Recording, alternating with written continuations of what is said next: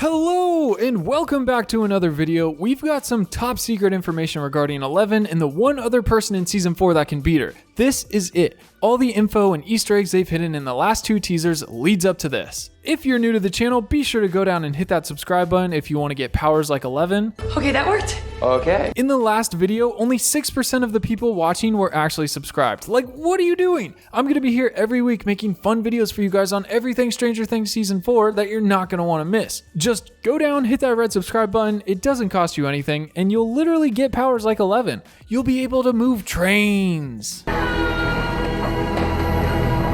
But Callie is not what this video is about. I do want to do a video on her because there is a lot of Easter eggs pointing to her return in season 4, but this video is about a new test subject that we haven't seen yet. Number 7. Number 7 is everywhere in Stranger Things and you didn't even know it. It's in all the teasers, it's in all the trailers,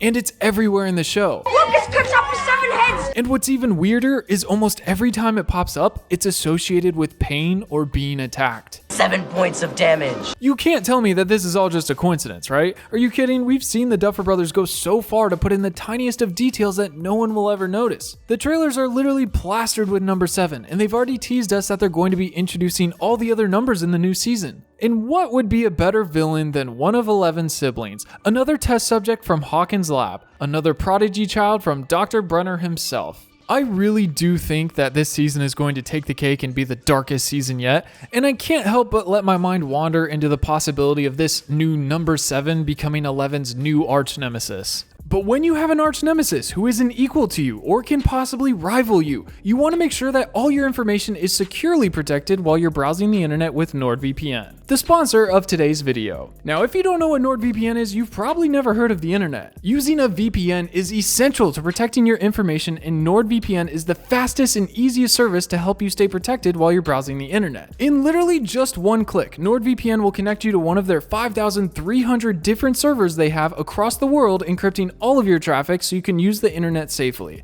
We can do that? Yup, that's right, and it works with everything. Windows, Mac, Android, and of course, your iPhone. That means that now your internet service provider doesn't get to slow down your streaming speeds when you're watching your favorite movie or TV shows. Because who wants that? You should probably download a VPN on your phone. Also, if you can't find your favorite movie or TV show, there's a good chance that you can switch your virtual location with NordVPN to a different country, and then you'll be able to watch whatever you want. To get started today, head on over to nordvpn.com/MichaelJ or use this awesome promo code MichaelJ and protect yourself with their 2-year plan that's on sale right now and get an additional month for free. Trust me, you're gonna thank me in the long run. Thank you to NordVPN for sponsoring this video. Okay, now back to the show.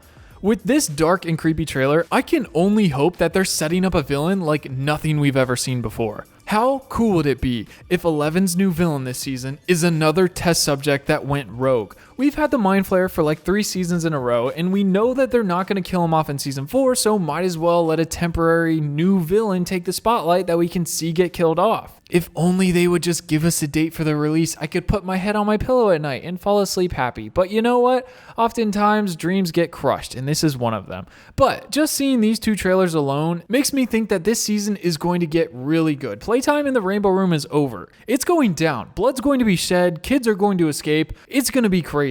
And I can't help but keep thinking about all these clocks everywhere. We know time is going to play a huge role in season 4. They've been setting it up since Hopper's last letter to Elle in season 3, where he says he wished he could turn back the clocks. What if this new threat has to do with all these clocks? What if this evil number will have the power to control time or see into the future? Episode 2 is literally called TikTok Mr. Clock. There's so many possibilities with time powers. The only thing I'm worried about is keeping it simple. Time travel is such a very intricate thing, especially to bring into a show 4 seasons in. I would assume they would do a more mild approach rather than just flat out introducing time travel. I don't think they have enough time for that, especially taking into consideration how many other things are in this season. The Hellfire Club, Russia and Hopper, the White Demogorgon, Chernobyl possibly. I mean, it's still taking place in spring of 1986, which is when Chernobyl happened. There's no way they can't talk about it. I wouldn't be surprised if number 7 and Elle duke it out and cause Chernobyl itself. But like I was saying, they're gonna have to move through things so quickly to get through everything and introduce us to all the new characters and still have time for a story.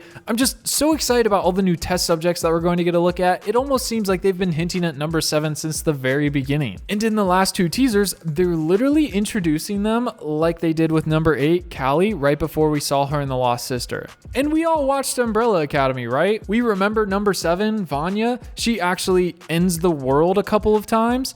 I wouldn't be surprised if number 7 is actually the most powerful of the children in this show. I thought it was really interesting that in the teaser, the clock said 3 a.m. and Dr. Brenner is like, "Good morning, children." But when you look farther into it, we learn that 3 a.m. is the witching hour, when all the children's powers should be the strongest. So that is the ideal wake up and testing time to gauge the children's progress. The same thing with number 7. The number 7 was always a number that symbolized completion or perfection, almost as if this is the perfect child that Brenner created, the one that could rival Elle. Which, by the way, if you want powers like 11, don't forget to smash the subscribe button with your mind. We're trying to hit 200k, and you could be the one to make it happen. Smash the subscribe button. But this new villain could be so much more than just another number. They could be our link to the Mind Flayer, or maybe even the entirety of the Upside Down. I would find it really hard to believe that the Mind Flayer and the Upside Down are just completely random. They're just a dark world unrelated to Brenner and his MK Ultra project. I feel like in some way he had to have had his hand in creating or altering something that eventually led to becoming the Mind Flayer and the Upside Down. What if number 7 is the Mind Flayer, or if they created the Upside Down? What if they were a failed test subject that Brenner dumped in a different dimension that grew into the Upside Down? There's so many different possibilities. For all we know, it could have just been a negative side effect of all the testings and procedures. But I wouldn't be surprised if number 7 is the Mind Flayer. Originally, we were thinking it was maybe test subject number 1, but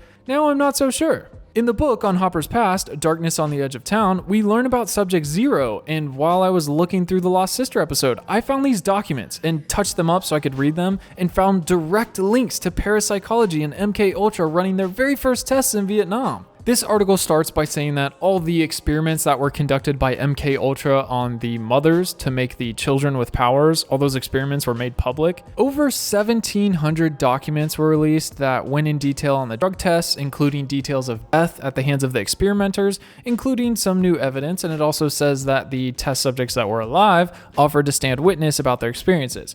But here's the juicy part. It goes on to say that MK Ultra was a covert CIA operation that's been haunting the nation for the past decade.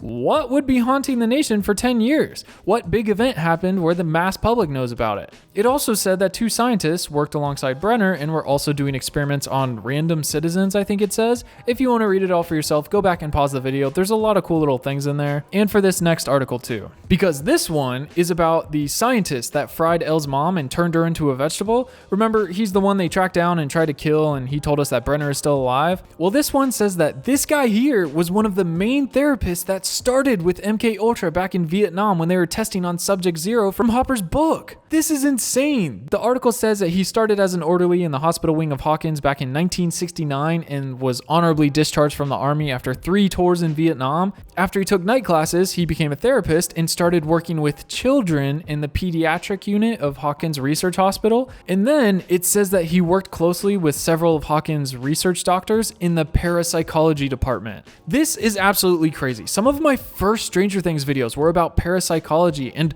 where they're going to take the white Demogorgon if they try to weaponize it in season 4. And it says right here that Ray Carl worked in the parapsychology department of Hawkins. I don't know why, but I just thought this was so cool. We finally have some kind of tie-in to the book. Because I really doubt that we'll see Subject Zero. It's really looking like they're going to go with number 7 instead. I mean, it makes sense to create a new story rather than use one from the book as well. But as much as I would love for them to mention Subject Zero in Hopper's case with the NYPD back in New York, I don't think they're going to mention it, let alone spend a little time on it. I think best case scenario, or make that the darkest case scenario, is this is a flashback of the night when everything went wrong.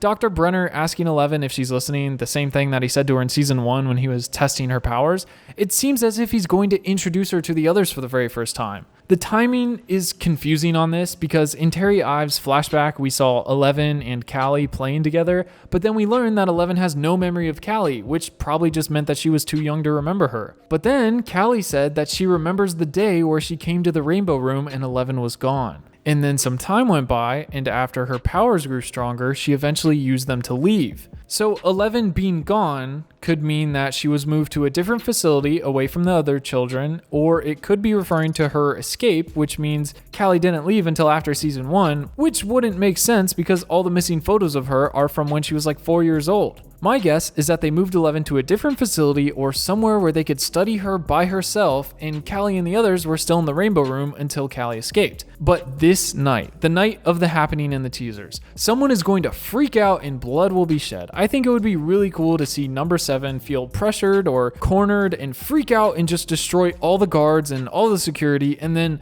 in the chaos of everything, all of the children escape and they can only recover a few of them. Apparently, Terry Ives kept files on all the children that went missing, and we see in season 2 that there was also a young girl and a young boy who are both children with powers that we haven't been introduced yet. They're out there somewhere, and we're gonna see them soon. But in the meantime, number 7 is out there going crazy, and I feel like we're just gonna need a face-off. A 7-Eleven battle. Not at the gas station. Well, actually, 7-Elevens were around back then, and it would make for some pretty cool explosions. But I just want to see the kids team up. I want to see all the numbers come together to fight against the Mind Flayer or number 7 or whatever the villain might be. I want to see the true Hellfire Club of Stranger Things, and I don't want to wait until season 5. After season 4 comes out, they better not take 3 more years to make season 5. But we still don't know what Brenner was doing in the first place. It almost reminds me of Promised Neverland, that anime. It's like he was raising all these children to have powers and be special to sell them off to wealthy billionaires or something. But that's a different kind of Stranger Things. I just hope after everything goes down in the trailer, it cuts to 11 escaping in the woods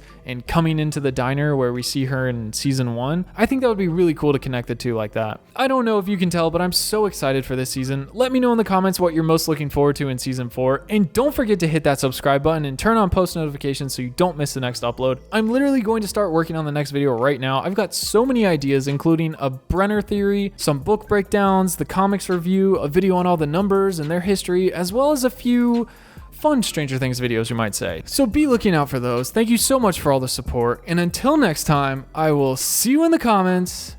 Peace.